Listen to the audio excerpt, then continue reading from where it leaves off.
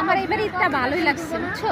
হ্যাঁ, এবারে ঈদ ভালো লাগছে। সত্যি কাপড় চোপড় কিনে নাই, মানে মানে আমি পুরো রোজায় ঈদ যে আসছে আমার কোনো মানে ফিলিংস নাই যে কাপড় কিন। অন্য বছর তো অনেক কিছু কেনার শখ থাকে, এবছর কিছুই না। কিন্তু ঈদটা আমার মনে হয় কি 2 বছর পরে অনেক ভালো কাটছে আমার। আমি অনেক অনেক মানে ফ্রেশ হয়েছে।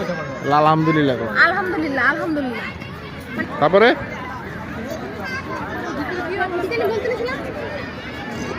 কাপড় চোপড় কিছুই না, মানে নতুন কাপড় চোপড় হইলে যে ঈদ ভালো হয় এটা কোনো কথা না। মানে আপনি রোজা রাখবেন, নামাজ পড়বেন, তারপরে দেখবেন যে আপনার ঈদটা অনেক স্পেশাল এবং আনন্দের হয়। মেয়ে কোথায়? ওই যে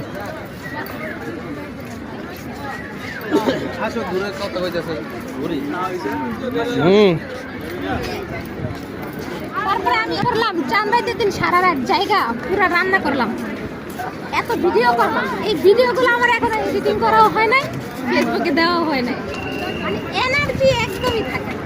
আর যে ঘুরতে আসছি যে আজকে আরো মজা লাগতেছে ওকে। অনেক।